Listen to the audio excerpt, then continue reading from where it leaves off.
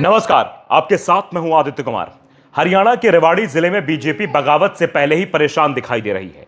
Party के कई नेता पहले ही बागी हो गए थे। अमित शाह भी इसी के चलते रेवाड़ी पहुंचे थे, लेकिन शाह भी किसी को मना नहीं पाए। लेकिन शाह के लौटने के बाद बीजेपी को एक और करारा झटका लगा है। यहां कोसली विधानसभा से टिकट कटने से नाराज पूर्व मंत्री विक्रम यादव ने पार्टी से इस्तीफा दे दिया है। विक्रम ठेकेदार ने पत्र के जरिए भाजपा अध्यक्ष को अपना इस्तीफा भेज दिया है। विक्रम ठेकेदार कोसली से विधायक थे और बीजेपी सरकार में मंत्री रह चुके हैं।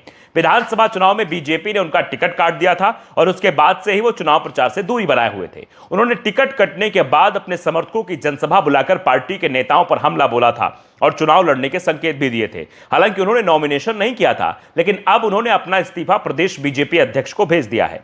पूर्व मंत्री ने अपने इस्तीफे में आरोप लगाया है कि बीजेपी अपने सिद्धांतों से भटक गई है। उन्होंने अपने पत्र में क्या कुछ लिखा है, यह भी मैं आपको बताता हूं। उनका पत्र था, विक्रम ठेकेदार ने जो लिखा है कि मैं पार्टी से राष्ट्रवादी विचारधारा और आदर्श राजनीति के लिए जुड़ा था, लेकिन पार्टी अपने देश प्रथम, दल द्वितीय और व्यक्ति तृतीय के साथ ही कार्यशैली से भटक चुकी है। पार्टी कार्यकर्ताओं के समर्पण और अनुशासन को कमजोर समझने लगी है। इस कारण मैं पार्टी से इस्तीफा दे रहा हूं।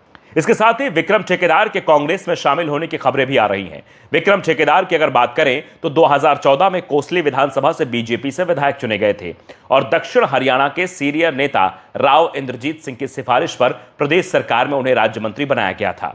हालांकि राव इंद्रजीत से मनमुटाव के कारण उनकी मंत्री पद से छुट्टी भी जल्दी हो गई थी, क्योंकि मंत्री बनने के बाद विक्रम ठेकेदार मनोहर लाल खट्टर के करीबी हो गए थे और ये उनके मंत्री पद पर भारी पड़ गया। 2019 के चुनाव में भी वो टिकट के प्रबल दावेदार थे, लेकिन राव इंद्रजीत के विरोध के चलते उन्हें टिकट नहीं मिला।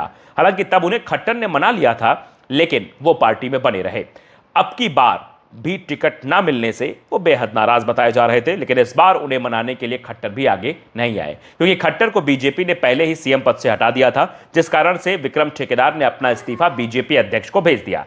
उनके कांग्रेस में शामिल होने से जहां एक तरफ बीजेपी को बड़ा नुकसान होता दिखाई दे रहा है, तो दूसरी तरफ कांग्रेस को इसका लाभ मिलना बिल्कुल तय माना जा रहा है। दरअसल इस बार सबसे ज्यादा भगदड़ बीजेपी के अंदर ही दिखाई दी है। चुनाव के ऐलान के बाद से तो बीजेपी के 100 से ज्यादा बड़े नेता पाला भी बदल चुके हैं और इसमें से अधिकांश ने कांग्रेस का ही दामन थामा है, क्योंकि यह तय माना जा रहा है कि हरियाणा में इस बार कांग्रेस सरकार बनाने जा रही है। पार्टी को 2/3 यानी कि 60 से ज्यादा सीट मिल सकती हैं। चुनाव प्रचार के मामले में भी कांग्रेस यहां बीजेपी पर भारी पड़ती दिख रही है और इसके पीछे सबसे बड़ा कारण राज्य में बीजेपी के पास नायब सिंह सैनी को छोड़कर कोई नेता बचा ही नहीं है जो जनता में लोकप्रिय हो। मनोहर लाल खट्टर 9.5 साल तक सीएम रहे, लेकिन उनको लेकर जनता में इतनी नाराजगी, खट्टर की तस्वीर बीजेपी के बैनर पोस्टर पर भी नहीं दिख रही है। ऐसे में बीजेपी राज्य में पिछड़ती दिखाई दे रही है।